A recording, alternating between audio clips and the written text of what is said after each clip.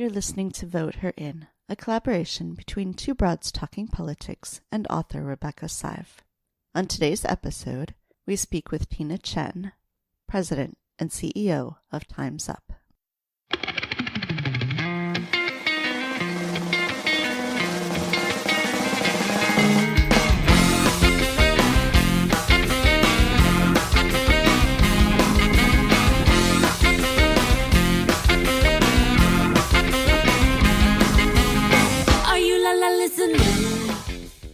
Hi, everyone. This is Kelly, and you're listening to Vote Her In. This is, of course, a collaboration between two broads talking politics and author Rebecca Sive.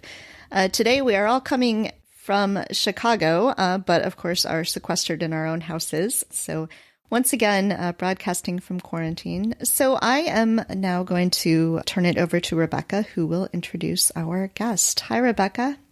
Hi, Kelly, and glad to be here in these troubled times. But as we were discussing just now, we think it's just so important to keep sharing the information and the stories here at Vote Her In, and to help ourselves and other women just keep on moving and do what we can to keep making this world a better place, however difficult that may be at this moment. And in that context, I can't think of a better person for us to be interviewing than Tina Tchen.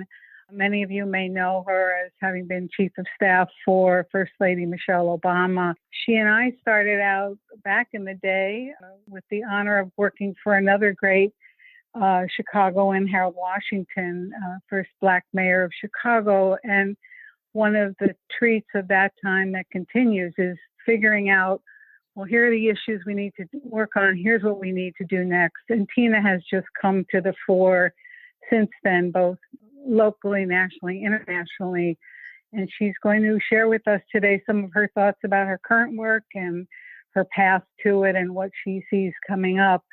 So with that, welcome, Tina. And we're glad you're here. Tina, if you would, why don't we start by your sharing with us how you got going on this path and what's kept you going and motivated, and what you see will keep you on this path going forward.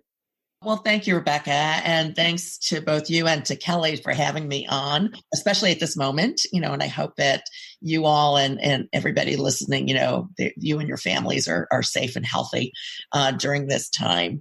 And Rebecca, you're right. You and I go way back to Harold Washington days. And that's a lot about where my story starts, is that I got to Illinois. I grew up in Cleveland, Ohio. I'm the daughter of two immigrant parents from China. They're really, these days, I actually describe them because they were as refugees. They were refugees from, the war in China, after World War II. They came in 1949. And I grew up outside of Cleveland, Ohio, in the suburbs there.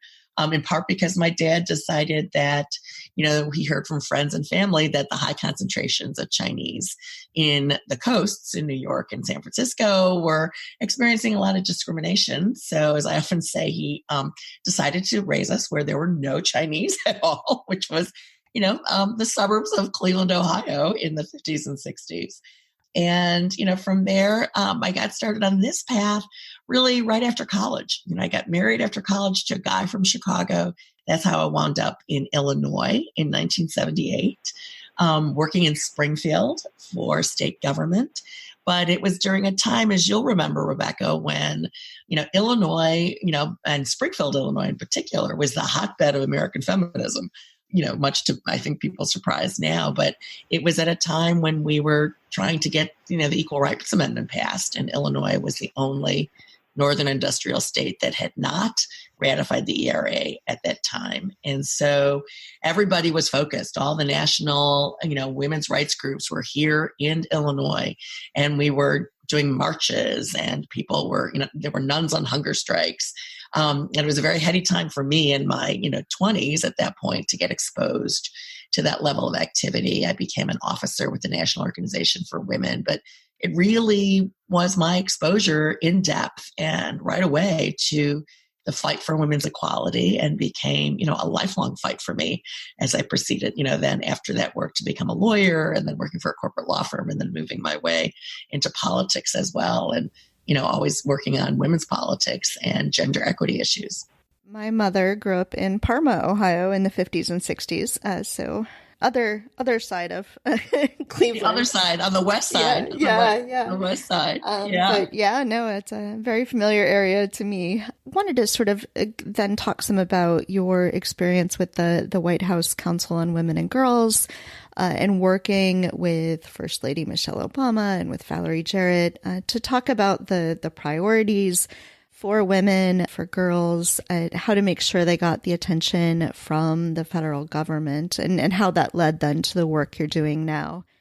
Yeah, well, one of the things, and Rebecca knows this, what we do in Chicago is politics is sort of, the true full-time hobby for many of us, and it's sort of like a full contact sport often. And, as Rebecca and I got to know each other doing political work for people like Carol Washington and other candidates, and doing things like voting rights projects for women, along the way, but long enough ago that the three of us can't remember when we first met, I wound up meeting, a guy, named Barack Obama and his wife, Michelle Obama, and always supported him through his campaigns, for state Senate and for U.S. Senate. And then was obviously very active in his presidential campaign, which probably was the first campaign, certainly the first campaign I ever went to the Iowa caucuses myself to work, which was an experience. And when that was all over, he asked, me to join the administration and go to the White House. And, even though, I was a practicing lawyer in a firm that I loved, and my kids, one kid was in college and one kid was still in middle school, happily settled here in Chicago, when the president of the United States asks you to do something, it doesn't happen very often. And you, of course, say yes. And so he and Valerie asked me to come in and work for Valerie, who was his senior advisor for public engagement and intergovernmental affairs. So she had two separate offices, and I ran the Office of Public Engagement and worked, and ran that for the first 2 years. My counterpart was Cecilia Munoz, who ran the Office of Intergovernmental Affairs. And that was where I first started. So, we kind of walked into the, White House, right after the inauguration to set these offices up. And along the way, Valerie and I both knew that we wanted to work on women and girls issues. In fact, when she asked me to do the Office of Public Engagement, which was the president's outreach office, I told her I would do it so long as I was able to keep women and girls outreach for myself, because it's something I was deeply invested in and wanted to continue to do.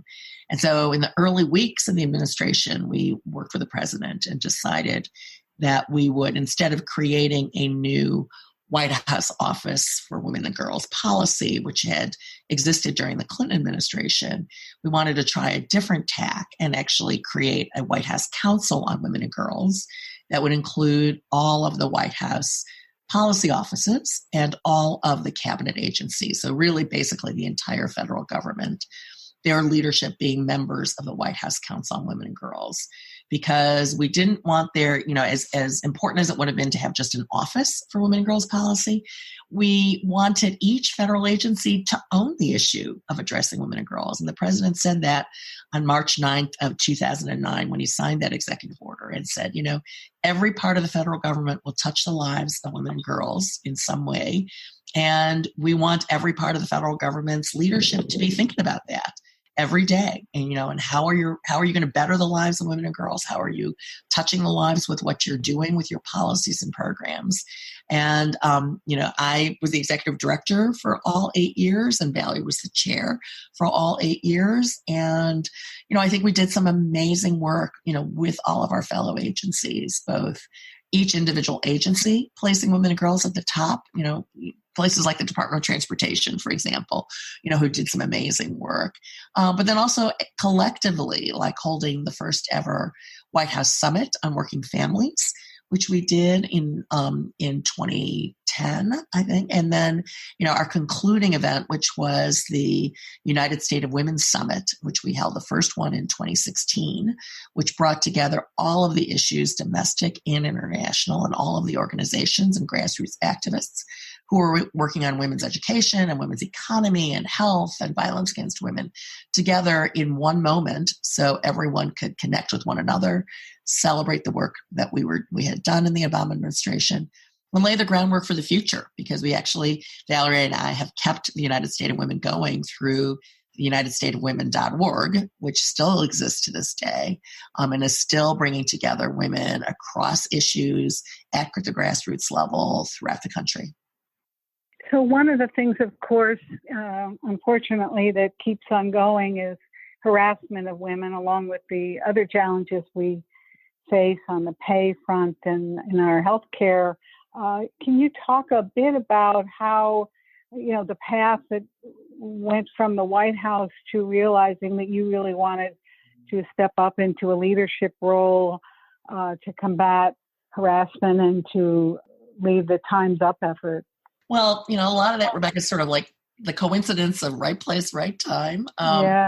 Yeah. I mean, one of the things I knew coming out of the White House in January of 2017 was one of the things I had learned, apart from putting together the White House Summit on Working Families, was that there were a lot of companies out there that wanted to start doing right by their women workers, wanted to address things like equal pay and paid leave, but didn't know how to do it. And, they really didn't know what the tools were.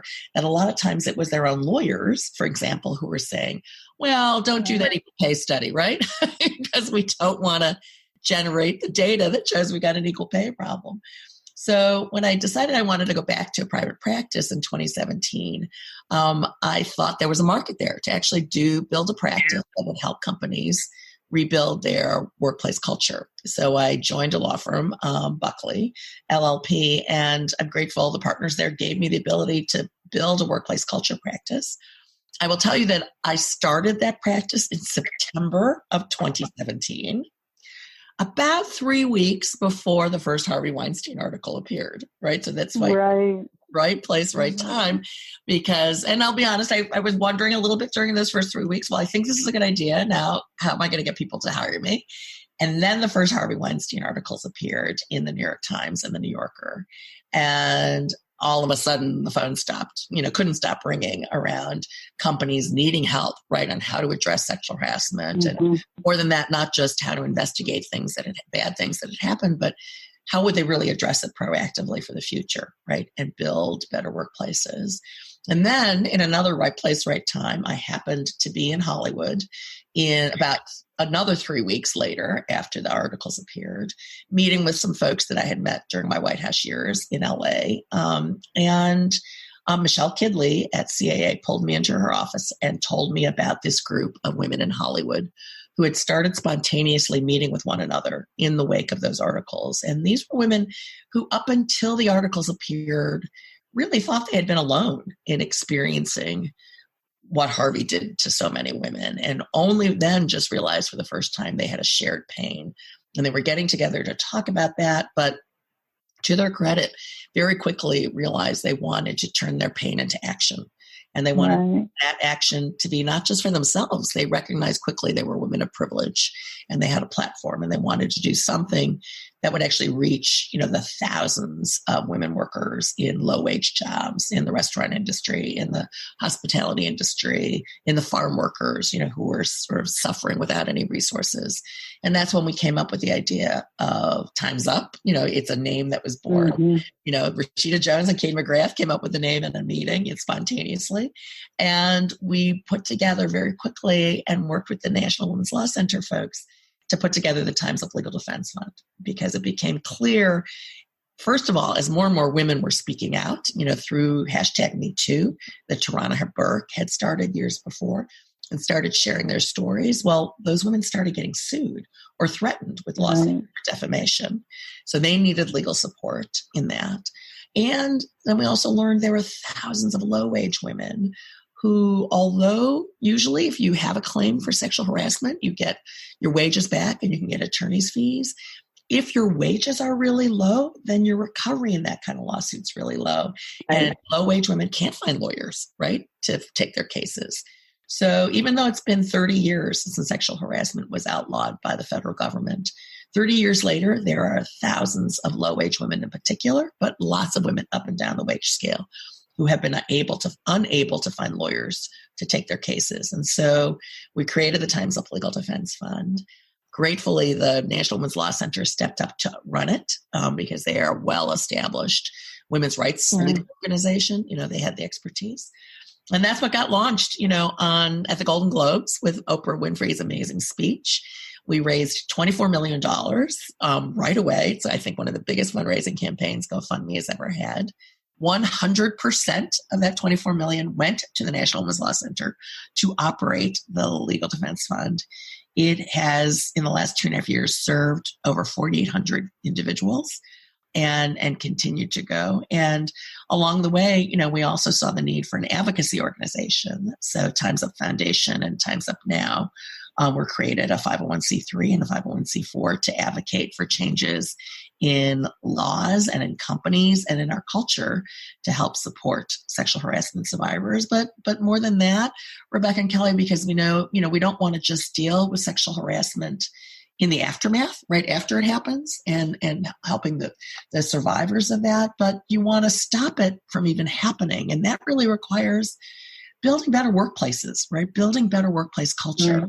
Very much what I was doing in my law practice, right? Is, how do you build structures that address the inherent inequalities in our workplaces, things like unequal pay and promotion practices and recruitment practices. And, that's what we're doing at Time's Up. And so I was sort of convinced. It wasn't something I really wanted to do, was to leave my legal practice, but I was convinced late last year to come over and become the full-time president and CEO at Time's Up Foundation and Time's Up Now. But one of the things I told them, the two of you will appreciate, was, okay, I don't want to move from Chicago, having now come home from my 8 years in D.C. So we've opened a Chicago office in addition to our LA, New York, and DC offices. So I get to be here in Chicago when I'm not on the road. It seems like now you can just work from everywhere anyway. Really, I'd already been good at Zoom calls, and now I'm doing them a lot.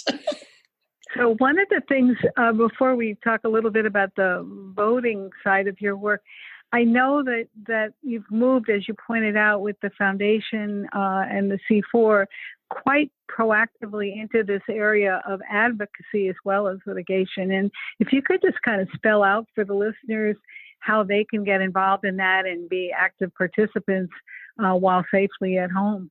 Oh, absolutely. Well, the easiest way to find out what we're doing and stay in touch with us is you can just text the word NOW, N-O-W, to 30644. So it's the word NOW, N-O-W, to 30644. And that will get you the links, to sign up for, our newsletter, for action alerts, to get the information that you need. Yeah, I mean, our what we say we're doing is, we want to build better workplace cultures through changing companies, culture, and laws, to really work with private sector employers, to work with public policymakers, to work with our overall culture, to create the change that we need to see in companies, to really build companies that have the values and are living out the values for their workers of safety and dignity and respect for everyone, for women workers, for LGBTQ, for disabled workers, for people of color. And not just because it's the right thing to do, but because I really do believe, though the workplaces that get this right are the workplaces that are going to succeed in the future. They're going to be stronger. They're going to be more resilient. It's addressing issues like equal pay. It's addressing issues like paid leave. In this current crisis, it's addressing issues like paid sick leave. Right. And one of the things we did early on in this crisis several weeks ago was realize that paid sick leave was going to be an issue. The United States is only one of 2 industrialized countries in the world that does not have a national paid sick leave policy. And it's such an illustration about why that issue is not just something to do when times are good. It's a fundamental, structural, foundational policy that we should have everywhere, right? Because if we'd had paid sick leave going into this crisis, then companies would have already built it into their business plans. Workers would have already known that they had paid sick leave to take.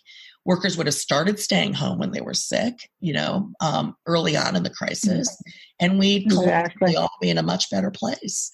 So that's why these workplace policies are so critical, not just for individual workers and their families, but for employers and for our economy and country as a whole. I know that you've been involved in helping get women registered to vote. You're on the board of When We All Vote. Can you talk some about why, especially in this moment, it's important for us to think about making sure as many people are registered as possible and that people who are registered are voting? And of course, right now, one of the important things is finding ways to vote safely.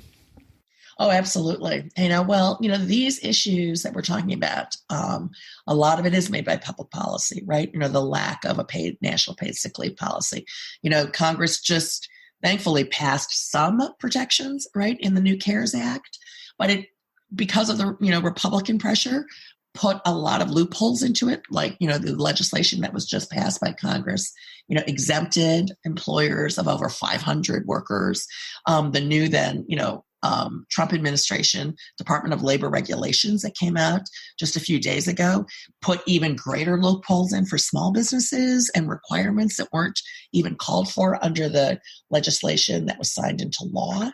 So that's just one example of how it's really important to look at what people's policies are and positions are as candidates, and as public policy makers on where they stand on these critical issues, because that's what really affects the kinds of policies that workers experience and whether they have workplaces that will support them when they're sick, that will provide protections for them if they're sexually harassed, that will give them fair and equal pay.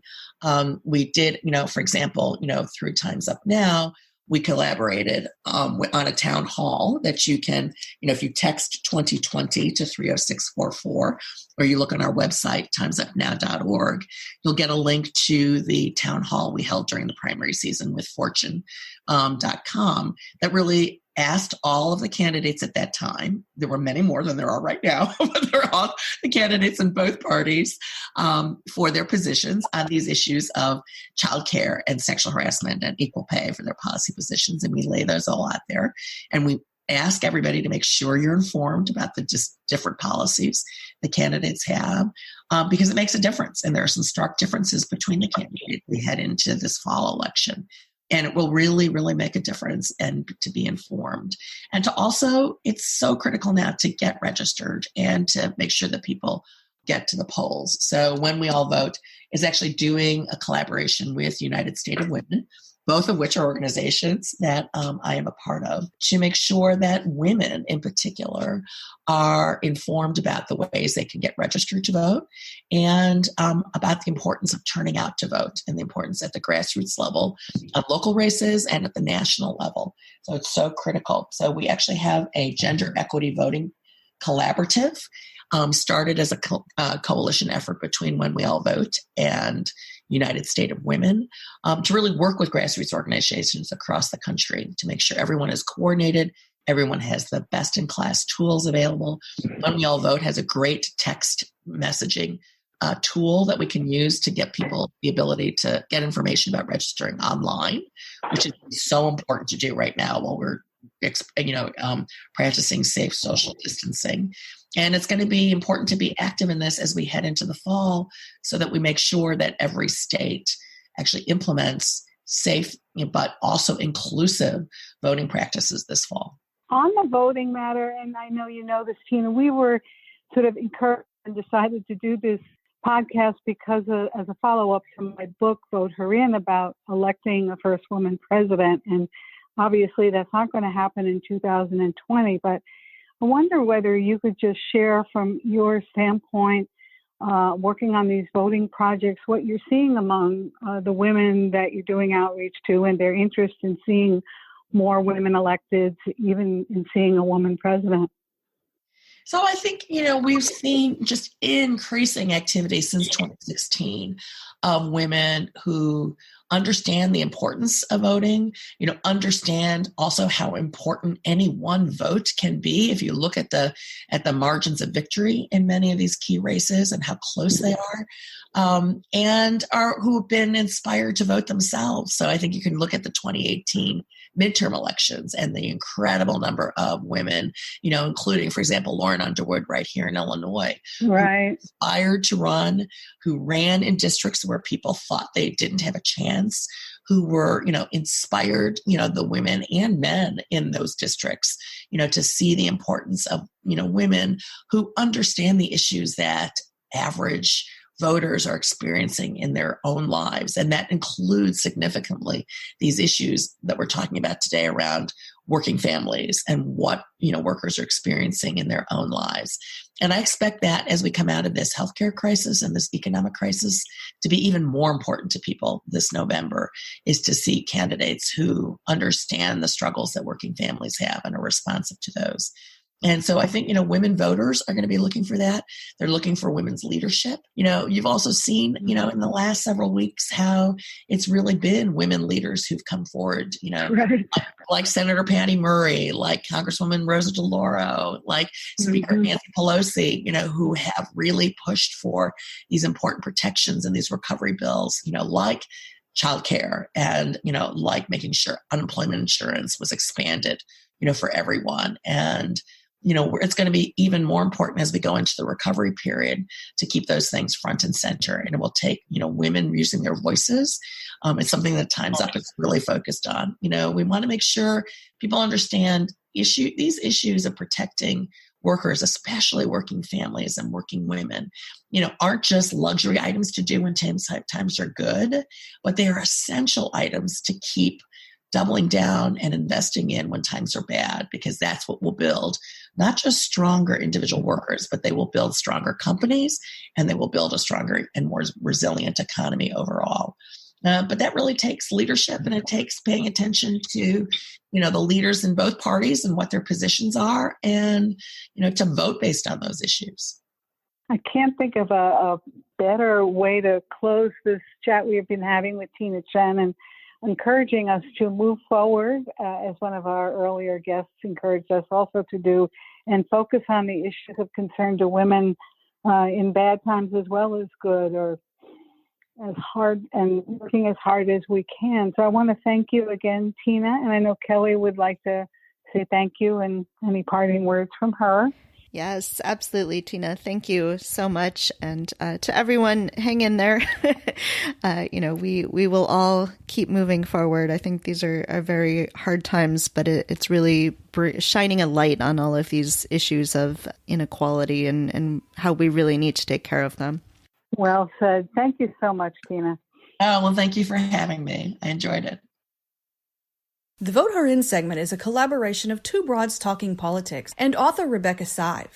Our theme song is called Are You Listening, off of the album Elephant-Shaped Trees by the band Immunuri, and we're using it with permission of the band. Our logo and other original artwork is by Matthew Weflin and was created for use by this podcast. You can contact us at twobroadstalkingpolitics@gmail.com or on Twitter or Facebook at Two Broads Talk. You can find all of our episodes at twobroadstalkingpolitics.com or anywhere podcasts are found.